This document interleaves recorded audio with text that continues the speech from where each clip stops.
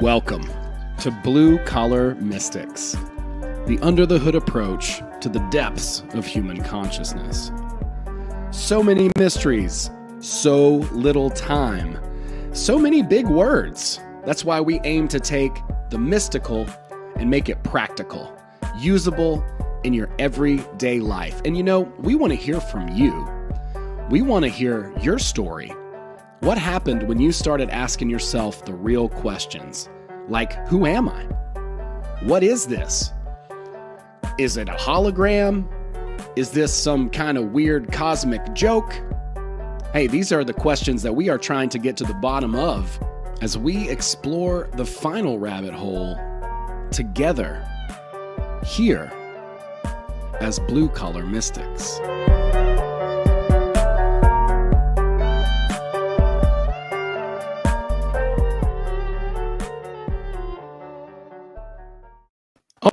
All right. We are back. We are at it. And I already see a heart. Thank you so much, whoever is giving us a heart. What's up? How's it going, Joey? How you doing? What's up, everybody out there? Welcome to the show, Blue Collar Mystics. We're trying to get our friend Admiral Hitzz in here, but I think we're having some technical difficulties with some of that internet stuff. But it's myself and Marja here. Hey, Marja, how you doing? Hello, darling. I'm good. I'm actually in a really, really good stoked mood. Oh, good. I'm happy to hear that. I'm usually you're like, I've had a day. Yeah. I've had days, but this has been a really, really super good day. And I'm kind of on a roll over the last, like couple weeks or so. So yeah, I'm going with it. That's awesome. I love to hear that. I'm kind of the one that's having the sort of day at this point, but that's all right. Like it happens to all of us. Yeah. And we always have new challenges, forced to dig a little bit deeper, It's just, a lot. I mean, I've just got my hands because you're like, I've got my hands in a few different pies and they don't always turn out the way that you want. Yes. And that's just how it's weird to think about, like, putting hands in pies. Like, who puts hands in pies? Like, I just see some dude with like his thumb and like all his fingers just dipped into just ruining dessert. Like, why would you do that? It doesn't make any sense to me. Well, did you wash your hands? That's what I want to know. I've been washing my hands less and less ever since. I don't really think I ever did, actually, to be quite honest. I haven't slapped anybody, so is that like good? Should I give myself a pat on the back or a cookie? That's kind of good because usually I want to slap people and punch them. I don't. Apparently, alopecia sounds rough. Like maybe you should take the vax next time, right? Come on, let's see if we can get James in here. I want to try to see if we can add him. We're gonna try. What's up, my friend? Can you hear us? Hey. Hello, guys. Right. Oh, excellent. Can you hear me? Welcome. Yeah, you're coming through loud and clear. How you doing, my friend? Awesome possum, man. It was like in transition, just doing my best to deal with all the challenges and switching gears from play to work, All right, well, there I am. That sounds good, man. Yeah, you look good. It's good to see you. It's been a minute. I feel like it's a reunion, like you said, getting the old band back together We're all Gemini moons, I hear. Yeah, that's definitely the rumor. You can't make that up. We'll unpack that a little bit. What does that mean?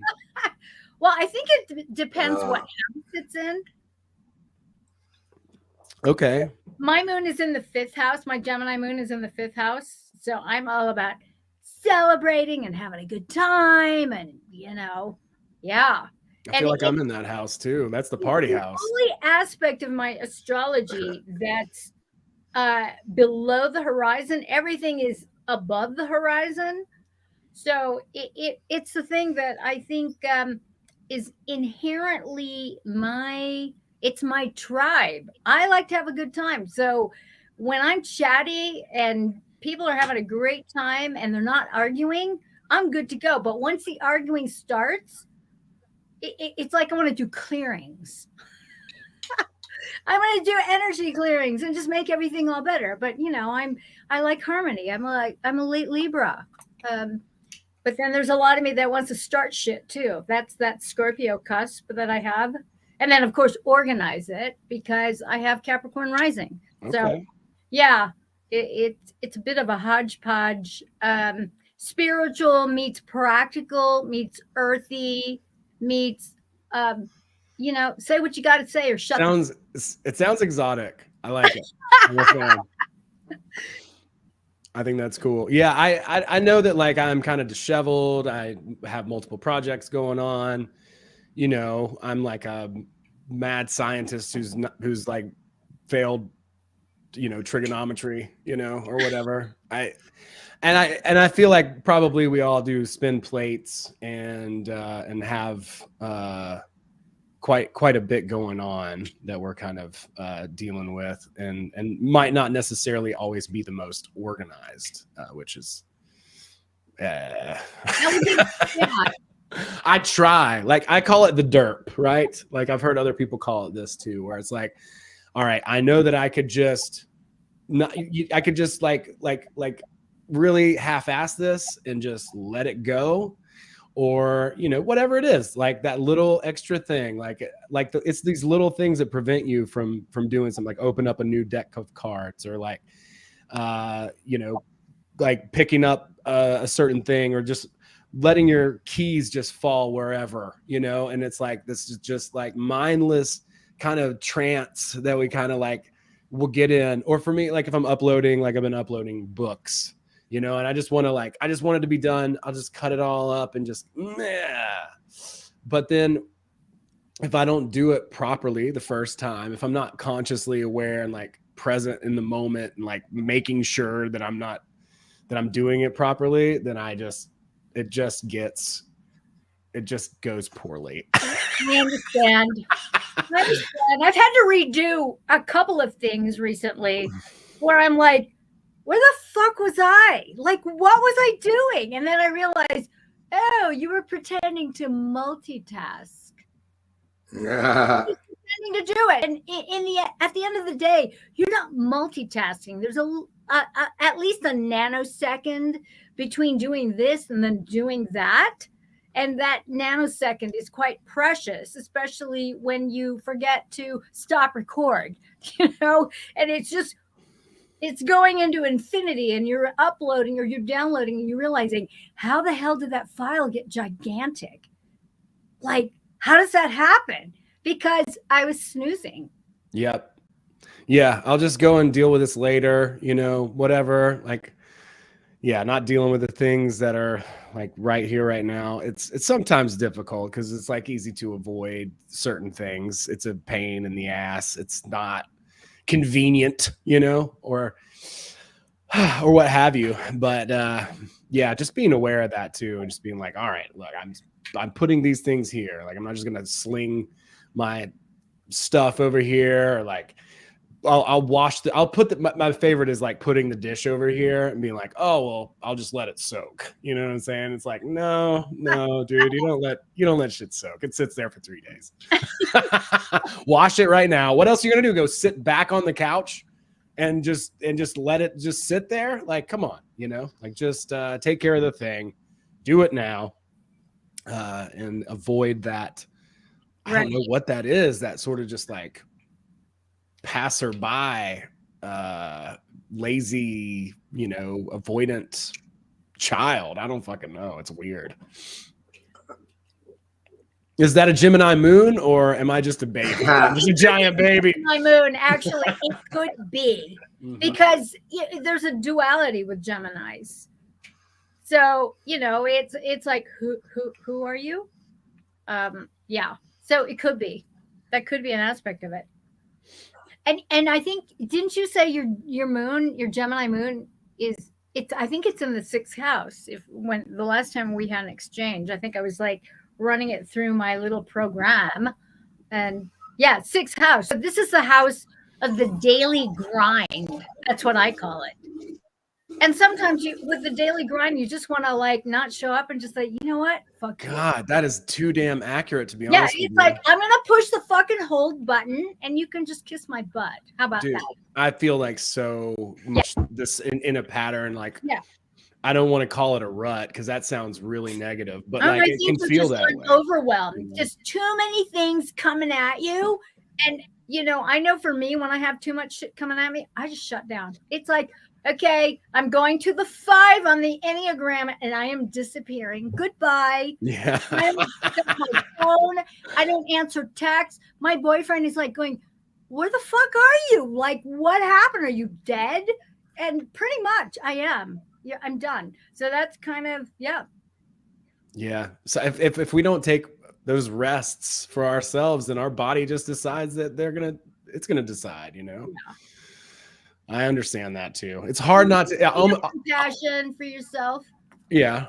I try to. I do often feel like I've attached a rope to myself and a tree, and then I'm just sprinting in one direction, and I'm like, just eventually, I just run out of rope. You know what I mean? It's like, ah! Yeah. I hear you. Like a bug on a windshield, you know. But then I rest for a little while, and then get back up and start running in a different direction.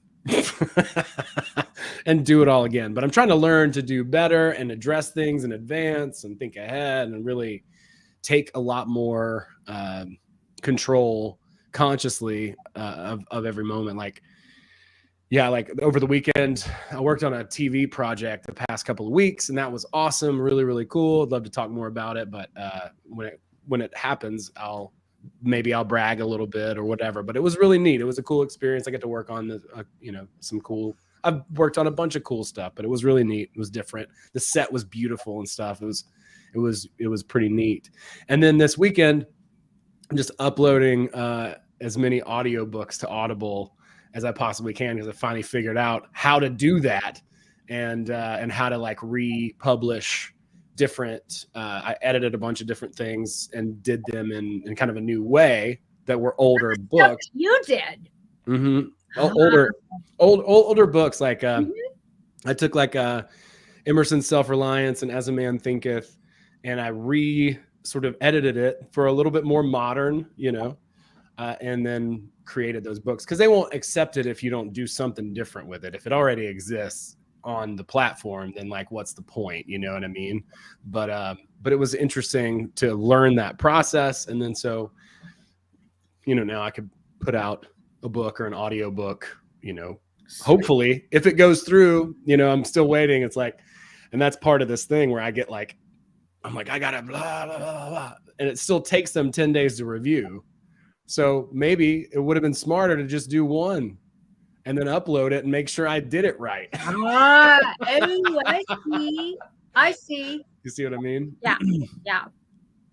But it is what it is. And I think sometimes when you have the torch and you have a lot of like passion about something or whatever, then, you know, use the energy, you know, it's there too. Yeah. You know, there's so many different ways to look at it. But, right. But yeah, I wanted to talk tonight just about like happiness. I don't know. It does seem fleeting sometimes, but I'm really excited because James and I have been working like for a while on our next project, our next offering. And it's a name that he came up with, I think a long time ago, if I'm not mistaken. Maybe you can tell us a little bit about the genesis of that, but we're going to be teaming up and doing a coaching program, and I'm super excited about it. It's going to be the only one of its kind. So I'm really looking forward to that. Tell us a little bit about the name though, and how that came about, James.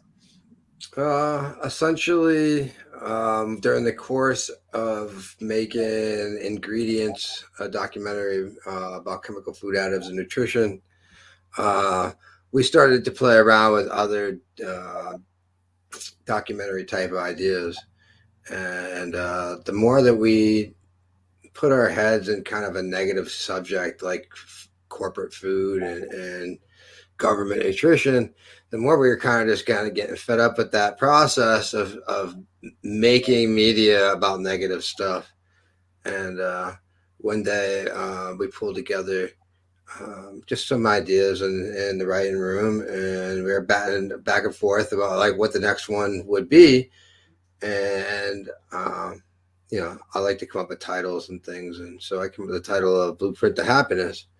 But it was really just to focus mostly on who your mentors are, and what is not good or bad. It's just what is as a product of your environment, and figuring out that your money mentor and your happiness or your love mentor or your health mentor, they all could just be your mom or your dad, but some people have multiple people in their lives that affect them, and being able to evaluate who those mentors were and realize where your first brick walls are in life, and be able to assess. So like money isn't addition or subtraction, it's creation. It's a depreciating asset that's always worth less each day. So you don't really want money, but your mentors may have taught you that all you need to do is save money. And so, not necessarily if you're at a point in your life where these teachings are bad or good or otherwise. It's about evaluating where you are exactly with that process. Because if you've hit a brick wall in life, chances are it was money, love, or health. And is it an apple a day keeps the doctor away? Well, I mean, maybe so, if that's the consciousness that you've taken on. But ultimately, you're only going to be as good as the information you have. We live in the information age, and a lot of our information is assimilated from our role models. And being able to, transcend that. Maybe you have a fucking great love mentor or a great money mentor. You don't really need help with those areas. You need to focus on those other areas. So being able to address those very core concepts, and figure out who that mentor might be, how to acquire them in your life, and realizing that life isn't a team sport. It's really we've been taught the fittest survive, but it's really cooperation that made us survive, and competition through sports and school has really kind of put us into this I'm gonna do it. It's like, no, you need to really find some people and get them on your team and move forward. So yeah, Blueprint to Happiness. I believe it's on a napkin someplace. Yeah, I'm sure of that. Yeah, I'm glad it stuck around, somehow or another, however it got transported, if it was just mental or what. But yeah, it has a great ring to it. And that's definitely what it's, that's what it's all about, like everybody wants that. They want to be happy, right? And those are the three barriers for the most part. It's going to be one of those three things. So, let's identify all of that and start working in a proper direction. It's been a crazy couple of years doing coaching. I've seen the industry change a lot, and I've learned a lot. It's kind of funny. I see like a lot of the coaches are probably the best. I would say that there's a kind of an interesting trend where it's like some of the better coaches are some of the worst at marketing. And some of the worst coaches are the best at marketing. It's kind of hard to avoid that sort of Walmart thing once you scale to a certain point, right? Like you just have to make everything so generic, but it's been an interesting year too, on top of that, to see like the coaching coaches whole trend, which is absolutely hysterical. And it's just a pyramid scheme, but you just don't have like an Amway, you know what I'm saying, or like whatever that thing is. You don't have a brand other than your own coaching company that coaches to coach other coaches. Multi-level marketing. It's fractals, baby. It's turtles all the way. You right? Well, I think also some people have, everything is about an angle, right? And some people have figured out certain angles that work for them, and then they figure out a way to formulate it and transfer it. But the problem is by the time they get their translation and their formula and move through and market it, and the market gets to you and it's finally made its imprint, chances are their formula is probably just bullshit by then, and a new algorithm's out, and like you're already walking on the old news. And like that used to be all kinds of things like that in the 90s before internet, like this next idea, bam, it's just, and the things trend fast in business, and I think going to fundamentals and, again, having, a good lead magnet and a solid position of speaking your truth is really the best way to go. Because a technique or an idea is just going to go wayside within a month or 6 months. Somebody just steal it, copy it, call it their own, whatever. I totally relate this. I mean, my business has been online since 2003. I was one of the first people holding teleseminars where we just used the fucking phone. And so over the years, I've had to reinvent myself, repackage, reframe. In fact, I just had a business meeting earlier today where, I've got 12 simultaneous lists going on at the same time that overlap. And, trying to hone in on the very, very, very basics of, well, what is it that I'm lit up with? And I know for a fact, after all these various iterations of my websites, I'm on my 23rd iteration of a website since 1994. And I'm realizing I need to go back to the formula that I used to use that was actually very successful before I got gutted, of having multiple lead magnets, because I've got as we were talking earlier, Bootsy, I've got my fingers in lots of different pies with lots of different audiences. And one audience that I can completely eliminate is the truth and freedom people, because they're not going to spend money because they don't have any. That's true. They're so in the woe is me and government is slavery, and yet they are completely addicted to the fucking system. I'm sorry if I'm fucking offending people, and here I am. I'm one of the content creators on One Great Work Network. It's like, right. Oops, but am I a sycophant? Am I sitting there kissing everybody's butt on that platform? Hell the fuck no. No, I am who I am. And so the discovery of, well, what is it that lights me up? And what lights me up is people choosing to, despite the shit show out in the matrix and in the outer screen, and despite the shit that goes in the inner screen, that we are all willing to make the decision to be happy by God, no matter what that means. And even when there's a shit show, there's a declaration of advantage and benefits in that, and to just take it from there. And so that's been really the sort of 180 that I have been experiencing, is oh, I can re-choose and reframe this, and I can experiment and have fun with, the little treats and the value that I want to offer. Just to be able to for me, clear my conscience, because I don't want to contribute to having people adhere to the, oh God, ain't it awful, and the scarcity and the lack and the, just the weaponized woundology of everything that we don't like. Yep. And we want to fucking push up against it and give it the finger and I'm sick of it. It's like, people, if you are in that place, don't talk to me. Fucking don't talk to me. I don't want to hear it. I'm done. Yeah, my heart goes out to people who are in that place, and I've even gone out of my way to try to really reach out to people who are there, because I was there. But at the same time, when I was there, I didn't want to hear me. No, they don't. They don't want it. They want to get on that bandwagon. It's that pendulum of the world is a shitty place. Yeah. It's run by pedos. The government. On and on. God. Yeah, make it stop. Make it stop. Yeah, yeah. If there was no government, then everything would be fine, and you wouldn't be, toxic and full of trauma and completely, not doing the work. That's what I learned.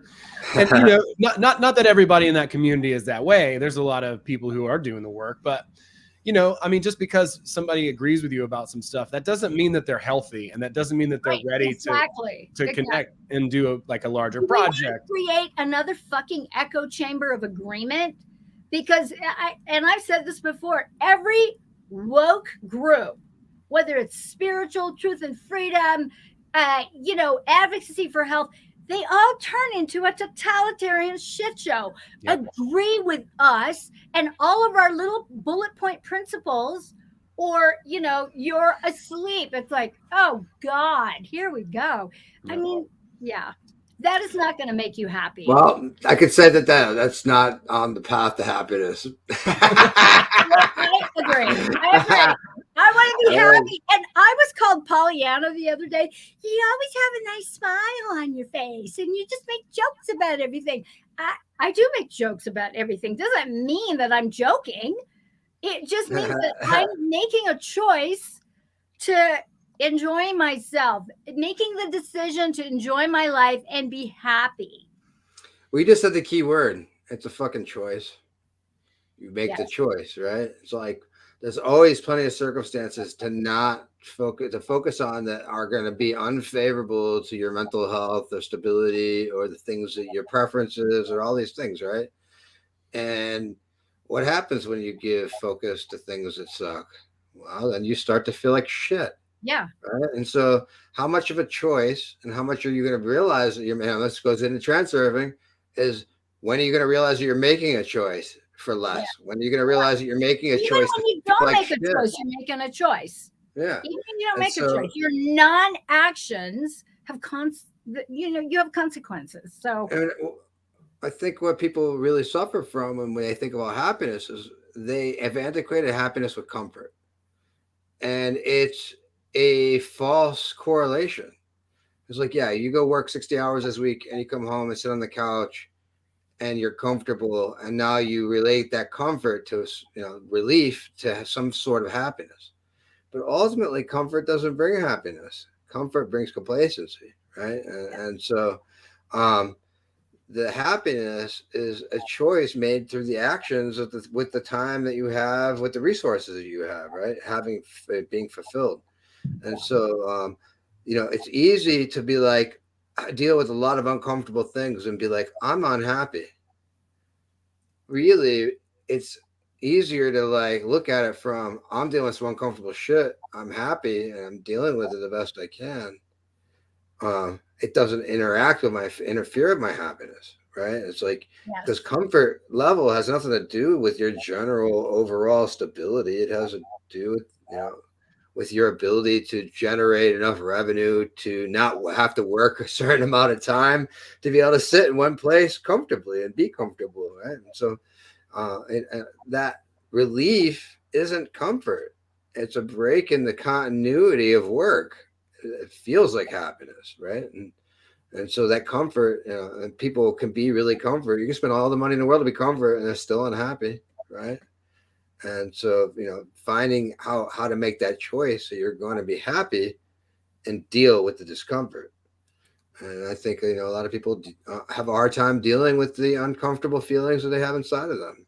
And then they go to coping mechanisms, and they also antiquate that escapism as happiness, because again, it comes back to relief from what's fucking bothering them.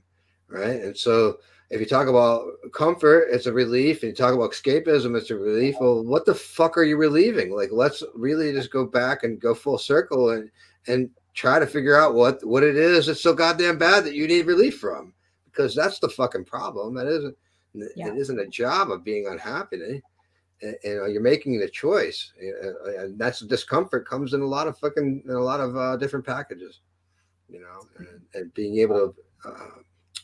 able to assess those risks and discomforts and what they'll bring and thresholds and whatnot, but, I think, people really just don't know how to even define what happiness actually is and something that like they're chasing, like some idea. It's like chasing $1 million. You need to make $1 million, don't you, Owen? That's all we need is $1 million.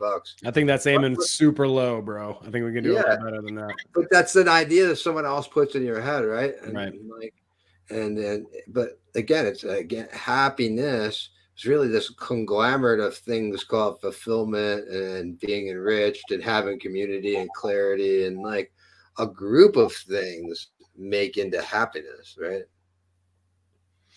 Right. These Absolutely. golden moments that move from one to the next to the next to the next. And I'm on a roll. And have things been challenging? Absolutely. I'm going through my entire library, if you will, of every program that I've ever offered in the last 20 years. And deciding, what is evergreen, what can be like released, what can be revamped, revitalized, reworked, whatever.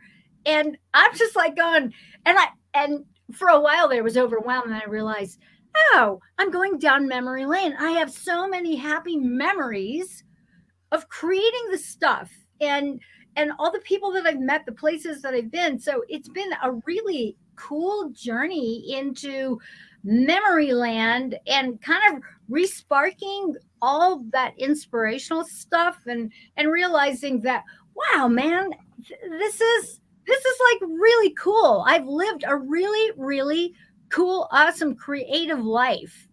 There's nothing to complain about here, And then looking at, some of the takedowns that were like pretty shocking. And now I'm looking at them going from a very expanded, higher view and realizing, yeah, you know what? That needed to go.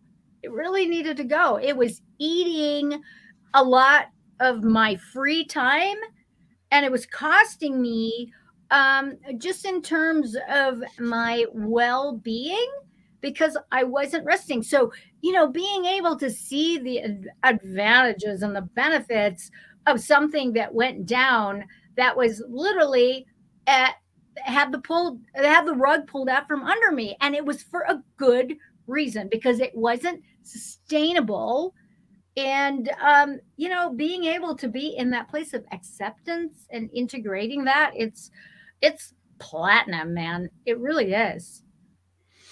Yeah, I think there's something to be said about, us having a conscience and having the boundaries that we have within us too, that kind of keep us on track, as far as like that idea of happiness, because it's pretty elusive, happiness, right? Like that whole thing. There's this comment actually that just came in, Wills, that says happiness is circumstantial, joy is beyond that and not subject to happenings. I agree. But here's what I have to say too, is like, depending on how you carve your life out, sort of what your boundaries are within your conscience, I would say, and what you choose to do. Like, I don't think you're going to have a very fulfilling or happy or joyous life if you ignore those boundaries and you do something else, right? Like, so in taking your life as an example, and you look back and like, look at all the things that you've done. It's all been part of this unraveling of you following your own inner voice, your own compass. Absolutely. Like, where did the stuff come from? Some of it I pulled out of my butt. I mean, hello. Yeah. And it's still applicable. That's part of the sort of, I'm amazed. I'm going, wow, this is even more applicable now because of Seven Neunsen and because of all of the changes in technology, and also the changes that we are integrating in terms of our consciousness and our ability to be more, I feel like we're more open these days to like really novel ideas.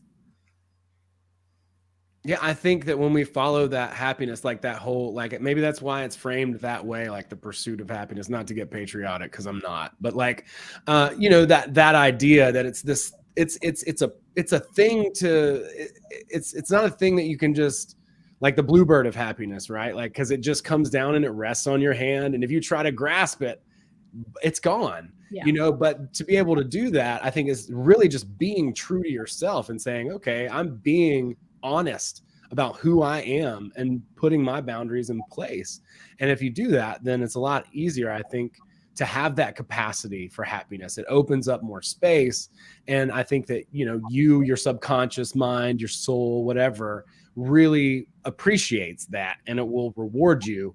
But again, back to what James was talking about challenges, man, I mean, they're all over the place, and learning to embrace those is frankly difficult, because one of the things that you said was like the continuous doing the same thing. It's almost monotonous. Like that's kind of how I feel sometimes, where I'm just doing the same things and doing the same things. And like, it can feel very mechanical over time and almost soulless, even though some of the work that I'm trying to do is creative and soulful. It still feels that way sometimes. It feels just dry. But I think that's just part of, breaking through that impasse and growing and getting better. It just forces you to dig deeper and deeper and deeper. I don't know what that is, why that resistance comes about.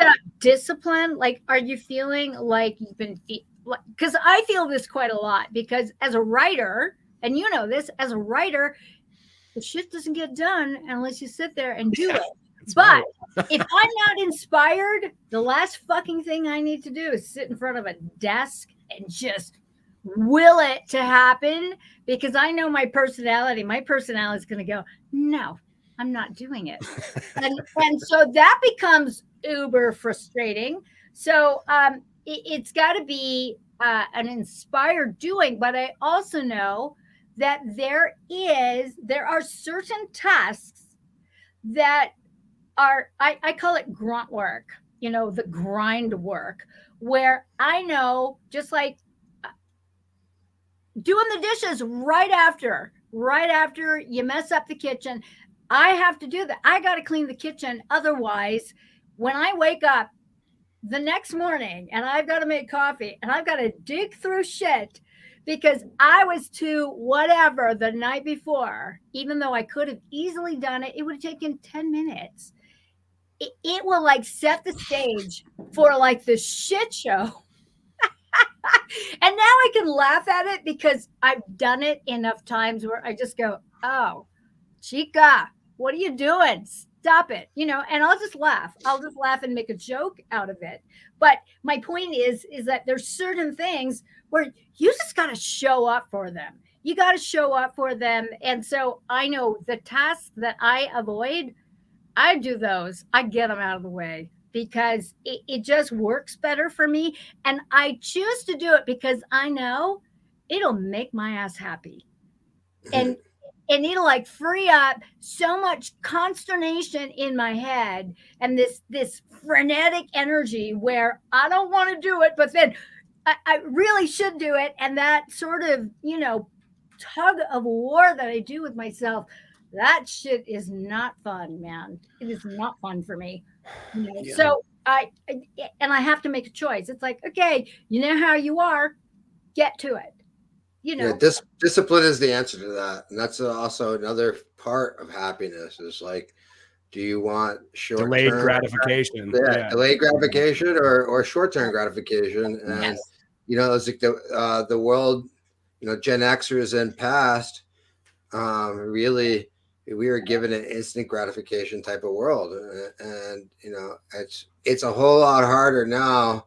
Like, I remember when I was a kid, if you sent away for something, it'd be like 8 weeks. Wait 8 weeks for it.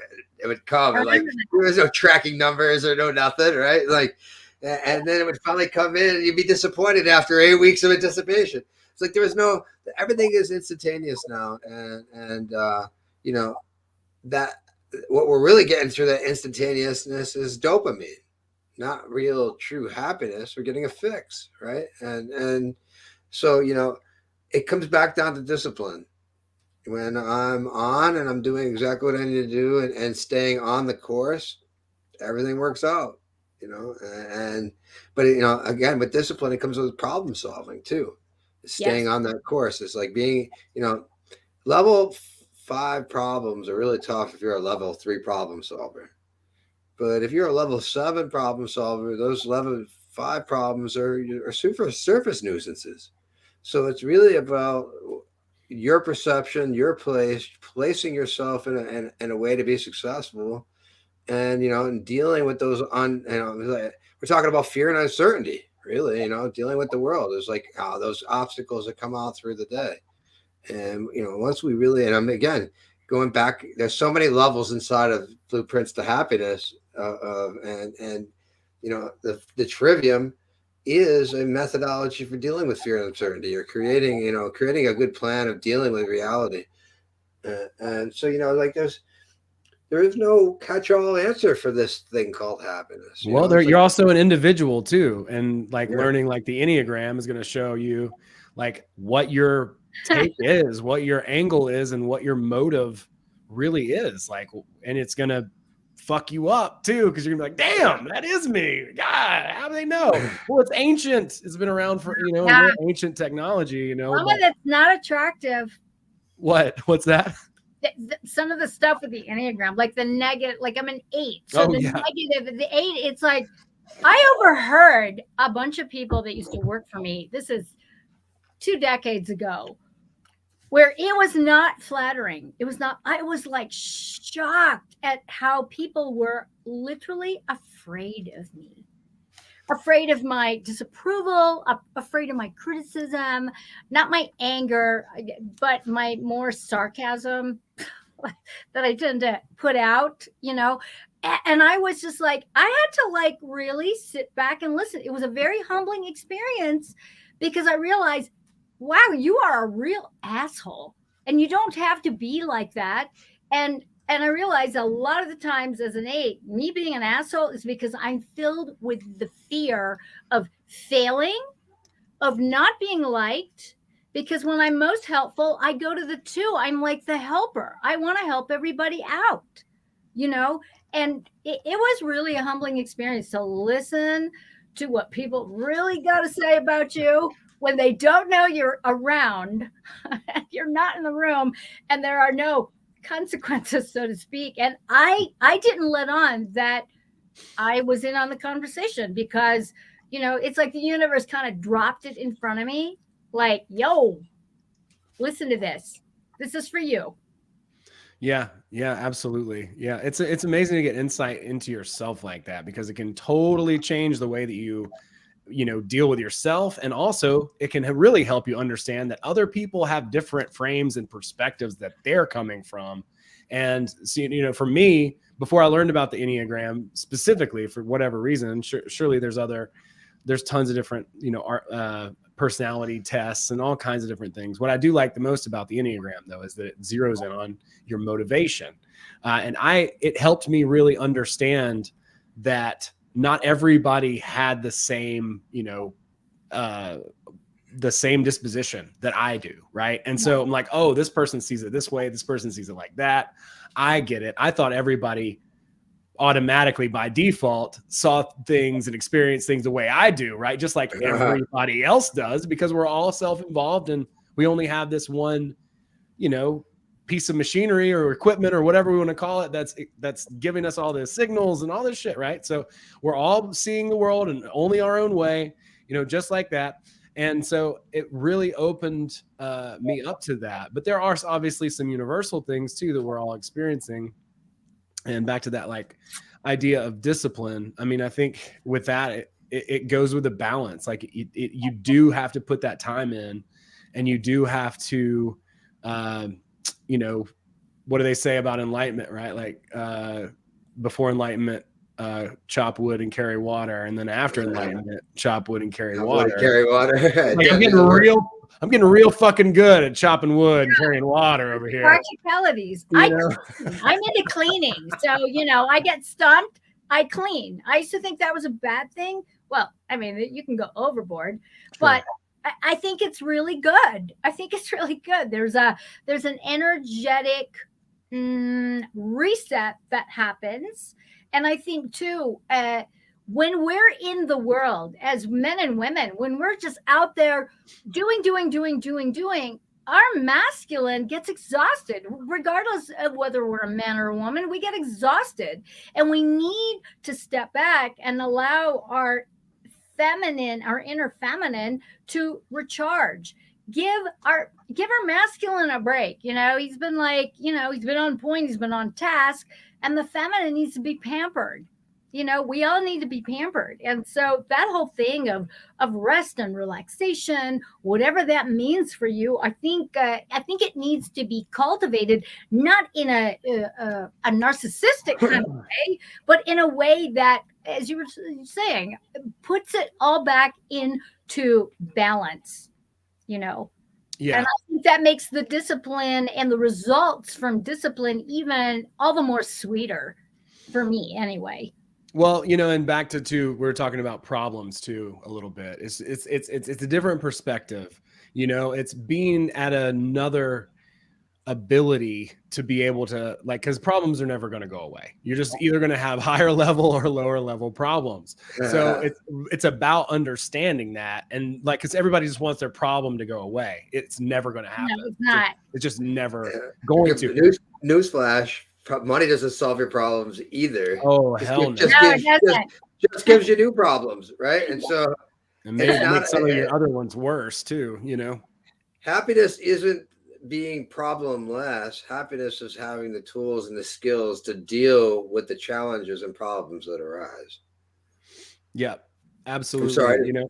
No, that's great. I love that. That's perfect. And there's a couple different ways to think about being productive too. Along with this whole like problems, the higher level problems, lower level problems. Same thing as far as being productive. Now you can be a busy bee and doing a lot of work and exercising that masculine, but you can also just completely overwhelm yourself by never leaning into that feminine. You got to have both. You have to have the bridegroom to be creative. You have to have the masculine and the feminine. And if you emphasize one or the other, then you're going to not have that really high level type of being productive. Think of it like this. Like if you just were holed up in your room and you're going to write this screenplay, well, okay, you'll hammer it out. And what will it be? Probably very mediocre at best. In fact, it's probably gonna be worse than mediocre. It's the first draft, man. It's all right. Give it a break. Yeah. All right. I get it. It's the first draft. All right. We'll go through. We'll make a few edits. No, but imagine having a balanced life where you're going out, you're getting recreation, you're having a new perspective, you're engaging with friends, you're fulfilling all the needs that you have within you, and you're writing a screenplay at the same time. You might have a freaking revelation when you're talking to somebody, or when you're out just doing a recreational activity that you're doing just for the. Or you're spooning with your man. I mean, it's like, I gotta get up. Yeah. You jump up. What's wrong?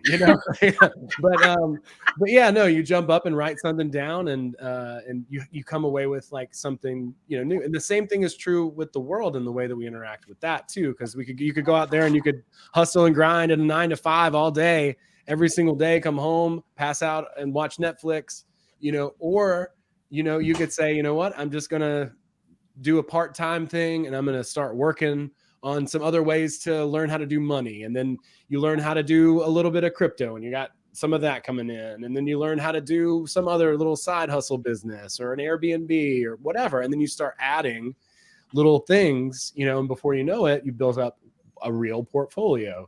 If you go at it from that sort of myopic, small, more narrow kind of perspective of I can just get down and do the thing and I'm being productive. Are you being productive, or are you just busy? Whereas if you can have a little bit more perspective, then it can help to open up other possibilities you may not have seen. We don't see everything. And it's like really cliche and shit. They say you don't know what you don't know, but you don't even know that you are, you don't even know to be aware about the fact that you might not know of certain things, right? Opportunities, people, etc., that could really be beneficial to you. And part of that, like yin and yang too, I would say, is like doing your work and allowing it to just be, and not just hammering, but taking that time away and letting the world, take your creation and nurture it for you. Cause once you've done it, it's kind of out of your hands at that point. That is so cool. It Maybe. sounds like we're all in that soup of it's creativity meets manifestation meets download. Yeah. Well, it's like you're talking earlier. It's like people who are in this sort of victimhood frame. They want to blame, the government or whatever, whoever, whatever. Putin It doesn't matter. It's just a victim. Exactly. Whatever. What are the real tools? The real tools are understanding our consciousness and the innate abilities that we have, telling stories, creating, making pieces of art, those types of things. I mean, the universal creator is a creator. And so if we're made in that image, then that's what we're designed to do as well. And so, I think when it really comes down to making any sort of difference, the tools that I think can be best used are the tools of story, your own story. It's really about you. It's really about your own hero's journey coming through that. Cause I was there. I'm not trying to hate on anybody who's like, roads or whatever the fuck they're arguing about still at the, ANCOM versus ANCAP debate group on Facebook. I don't envy being in that position. But when you're ready to come out of that, like,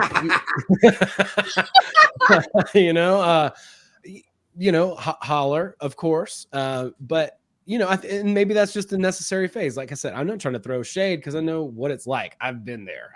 I've tried to solve the world's problems, and you're never going to be able to do it. It's not going to happen. You don't have the capacity to do it. It'll suck the life out of you. I did it solid for 20 fucking years where I was just gnashing up against the shitstorms, outing everything I could, I mean, stop, girl, stop. And finally it dawned on me, wait, I want to be happy. And to go down those little, they're not even rabbit holes, they're crevasses of your being where it's like, wait, I think I stuffed something shiny in there. Like, let me go retrieve it and find it. And, the sort of self-excavation of all the stuff that you've put on hold, forgotten about, or decided, I'll get back to it, and it's like somehow, and when you ask for it, when you ask I asked the universe to give me signs that are leaning me toward being inspired. And I asked, and it is given. It's really quite amazing, but I have to ask for it. And a lot of the times when I'm suffering in my bullshit, the notion to ask is a notion at best. There's not really much action in even asking for it. It's like, and it is for me. It's that laziness, lethargic unconsciousness that it's kind of comfortable, but not really. It's the derp. Yes. The spell that? How do you spell that? DERP, I think. Okay, got it. Yeah. It's the part of you that won't take your arm and pick up the remote control to turn off the TV to go to sleep, or even go to bed to go to sleep, even though you're going to sleep. Yeah, okay. You're about to fall asleep. I'm just gonna, do whatever. Like, just throw this, mindless load of clothes in the washer and then leave it there for 3 days. It manifests in many forms, but I mean, I feel like if I have a nemesis, it's that part of me that's like, nah, the I don't know what that even is, if it's a critic or a censor or just some weird, I don't know, maybe I can do some investigating about that, but I think it sets us up long term, you know, for happiness when we do some of the things that are uncomfortable to do right now, you know, focusing on those things, that discipline, it's just showing up and doing those things every day, and then adding things to our lives that are going to help us. You know, tomorrow I'm going whitewater rafting. I haven't been since 2016, maybe it was. The last time I went. When was that? 2016. Where was it at? It was it was north of British Columbia. It was up in British Columbia, north of Vancouver. Cool. It was pretty good. It was a good run, man. It was really, I can't remember the name of the river. I have to ask my homie, but it was a well done thing. Like, we went and camped, all organic food, like, you know, like they had cabins, and it was really nice. It was a really good experience. I would do it again. Dude, I love whitewater. So I was a guide for 4 years in West Virginia and Montana and Costa Rica for a little while as well. That's kind of where I learned about it. But I'm going up here in Georgia. There's a river, the Chattooga River. So I'll be rafting down that. Haven't done it in years. And I'm really excited about it, you know, kind of to come back to like the idea of being productive at a higher level. You know, it's like I have to do things for myself that my soul craves, and I can't tell you how many dreams I've had where I'm on the river. I love water anyway. Like I'm a very watery person. You're a Cancer. Yeah. So I love moving water. I love how it bends and moves and plays, and it's always trying to make itself flat. It's perfect. I could just sit and watch moving water all day. You know, I really do. I love it. So I'm really excited to go and do that. And that's one of those things where I'm trying to, you know, give myself something that I enjoy, that I'm doing for no output whatsoever. Yeah. Most everything else in my life. Yeah. Most everything else in my life, I'm like, I'm going to do this. It will have this outcome. And that is why I'm doing it. You know, very like determined and rational and all that, like sort of masculine. There has to be a reason why. But for this, there's no reason why. You know, it's just something that I really enjoy doing. Like skiing as well is something I really enjoy doing. But living in Georgia, it's a little bit tough. You know, maybe once every decade, can you bust out the, you know, the poles and skis? You know what I mean? Oh man, I'm gonna kidnap you sometime this winter. That sounds good to me, man. I'm into it. Yeah, I would love to hit the hill, man. I love it, man. I might even like that more. I don't know. It's hard to say, because when I first started skiing, I was rafting first, and the guy who owned the rafting company was part owner of a ski resort, and he was like, if anybody wants work this winter, you know, and I was like, I want work, and he said, well, can you ski? And I said, no. He said, well, can you teach? And I said, yes, I can teach. He said, well, we'll teach you how to ski. Come on. And I got to learn. They taught me how to ski, and I just taught the kids, you know, pizza, French fry. But after a couple of years of doing that, I actually got pretty good. You know, I was hitting the park and stuff. I wouldn't do that now, but back in the day, I was having a pretty good old time on those things. It's a lot of fun. Oh, good for you. Yeah. Yeah, snowboarding like that's for me. It's just something to do. It's not something I need to gain. I'm not trying to be healthy. I'm not going through and counting calories, and right. I'm not doing anything. It's just to be out of the mountain and get fresh air and enjoy, you know, the thrill of moving down a mountain at high speeds on a plank. Yeah, dude, that's pretty freaking cool, and it's fun, you know, and you're not doing it for the sake of any other thing. It's like dancing. Dancing is one of those things. You just do it for the sake of doing it. You know, you're not gonna necessarily win an award or whatever. Arrive at a certain spot. Right, busting a move. Right. I gotta get on that spot over there when it's all done. Right, exactly.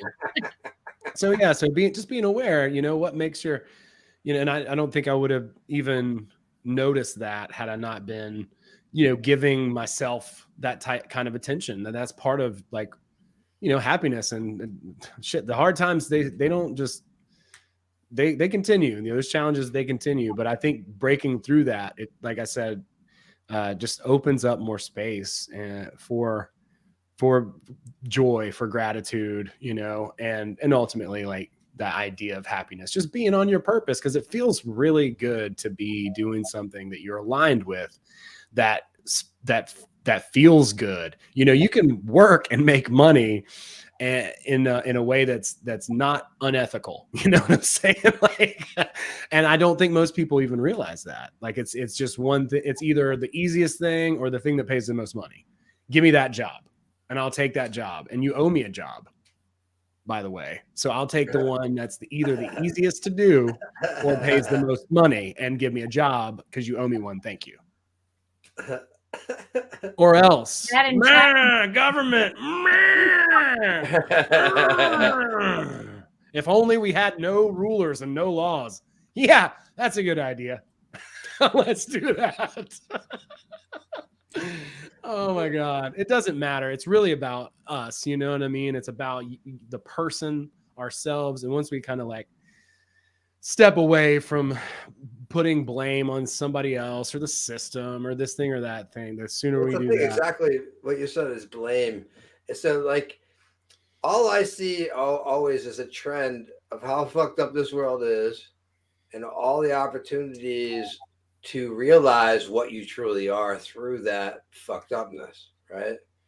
And so it's like, once you realize that you are a piece of everything and you are the universe and it is all inside of you, it changes your perspective, right? Yeah, but like, you don't remember that message when you chose this body. So like, you know, now you come in and your mentors, back to your mentors, tell you how scary the fucking world is. And they feed their fears to you, and then you have some bad experiences that feed some fears. And then you pay them to fix those. It's like, fuck off, go away. But you know, it is all part of this journey. All of our obstacles, all of our resistance was all chosen by us. Like, you know, if we knew what was going to happen, we'd be like, fuck this game. I'm just going to go home and smoke some pot. Like, if you know how it's going to end, you're not interested, right? And like, that's like, you know, I have to not watch a movie for 30 years to forget it, to remember that I liked it, and to be surprised by it. Right. What's that part of that hero's journey? If you turn that movie on and it was like, everything's great and all is well, and I'm going to eat a delicious food right now, and everything's perfect. Yay. Then you're like, this movie fucking sucks, man. This is the worst movie I've ever seen. And that's exactly what the world, that's what the media is, and that's what the truth movement is, and that's what all of this sky is falling shit is that people, it's the universe pushing back on their awareness of itself, right? And yeah, man, you know, like, we're all trained to survive, and we all don't want our imagination telling us all these bad things that could fucking happen to us, right? The reality is, by the time that bad thing happens to you, you're not even going to know it anyway. And so you can't live in this idea that there's this high level of risk that you're mitigating all moments at all the times. You know, it's just like, it is what it is. Nothing is certain, man. Nothing is certain. It doesn't mean don't have some extra food laying around or like some resources just in case like a personal emergency happens, which is the most likely thing to actually happen if we're looking at statistics. You know what I'm saying? But like, you know, doesn't mean any of that. It just means like, understand, like, nothing is guaranteed, literally nothing, especially the easy job or the job that pays the most money. You know, none of those things are guaranteed. And if you don't take responsibility into your own hands, you know, and do that one extra thing, like, I don't feel like looking up my crypto password because it's in a notebook that's in my closet, which is right over there. I just don't want to do it. You know what I'm saying? That's the fucking derp. I'm telling you, it's very real. It's a little gremlin, that little gremlin that's like, nah, you don't need to buy your sister a birthday present, you know, or like whatever, like that little thing, you know. And fortunately for me, my sister's birthday isn't coming up for quite a while, but since that just came out of my mouth, I'm like, maybe I should go ahead and get it. Go get it right now. Yeah, go ahead and just knock that out so I don't forget. Going back, you know, to just, you know, generally speaking, I'm a pretty happy dude most of the time, regardless of most circumstances, and I've been able to develop that skill, and a lot of it comes through like mantras of, you know, and I kind of live by simplicity, creativity, fluidity, neutrality and clarity, right? And so simplicity is keeping things simple. You can make them really complicated, simplify things, and the more simple life is, the more it's easier to take enjoyment with the things that you have available to you. If things are kind of crazy, creativity, I mean, that speaks into itself. It's not only being creative and writing books and painting, it's creative problem solving. Because I mean, that's all business is solving people's problems, right? And so the creativity in your life and creativity with problems, fluidity, not being rigid, being able to move through it, being able to go with that flow and hop off when it's necessary, and see the beginnings and ends, and honor those things. Neutrality, it's fucking really dualistic, right? But the more neutral you are in between that over ecstatic joy and that depression, the more happiness you're really going to find is in that neutrality. And then clarity, really being in touch and honest with yourself and what you're thinking, feeling, and how you think you're perceiving the world.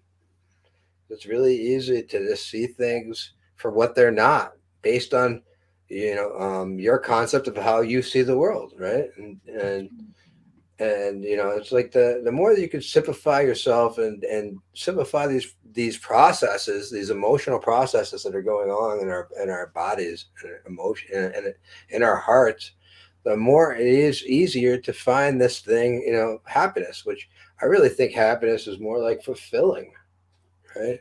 It's like I go to a day of running a spaceship. We just did this mushroom conference, and we gave people some of the best experiences of their lives. And it's like, to be able to share that with them and be able to give that to them, and for them to be able to receive it and us be able to share it. And it genuinely was fulfilling, which was a happy day. I got paid to do something I love and paid to do it to people who fucking obviously needed it. Right. And appreciated it too, which is awesome. Fuck yeah. And got to spend that time with good friends. Right. And so, it wasn't any more awesome than today of doing nothing, but it was a fulfilling day. And it was, it was encompassing, if you were to look at it in the week or the month or the year. Right. And so it's like that fulfillment is a major thing. And that's that's just, it's like a free radical that's floating on the side of happiness. Right. It's it gets overlooked. But we really want something to do. If I give you all the resources you want, and you sit around and fucking do nothing, you're gonna be bored out of your goddamn mind in 6 months. Yep. And what am I gonna do now? I have to do something. I was like, and that's I kind of like to look at it. My time is if I had that money, what would I be doing? Right, and fucking find a way to do it. It's awesome.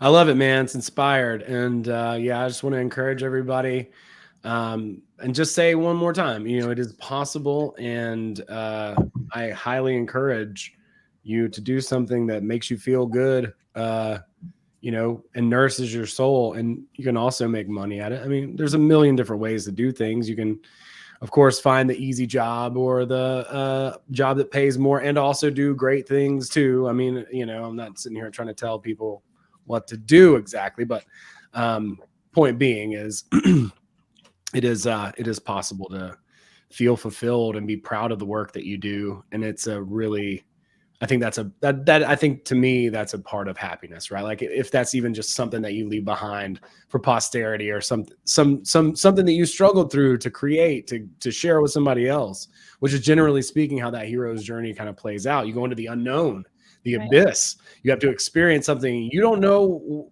what the hell is about to unfold, and you don't really have your feet underneath you, right? You're swept out from under, the rug is swept out from under you, and you have to now go through this experience. It's tumultuous, it's difficult, it's hard, but you learn something about yourself. And then because you learn something about yourself, you can be a better mentor, for other people. And that's really what it comes down to. When we were at Contact with the Cabin, Joe Roop's first talk, he was like, all right, I want all you guys to imagine you have completely new parents. Okay. He's like, the parents that you wish you had, those are your parents for this weekend. And the idea obviously being like to understand like how we relate and what we learn from our mentors. We can level up those mentors as we go. That's great. It's a big impact on us as far as how we perceive the world, the archetypes that we create, and the way we categorize the world. But yeah, I'm really excited. The way we like, I like myself. I like who I am, and I think that's really cool, because I hear from a lot of people that they don't like who they are. They don't like the reflection in the mirror. And then, of course, I go into mirror work and all that kind of stuff. And that even confuses them even more, because the understanding of giving to the reflection what it is that you want the reflection to give you is like what?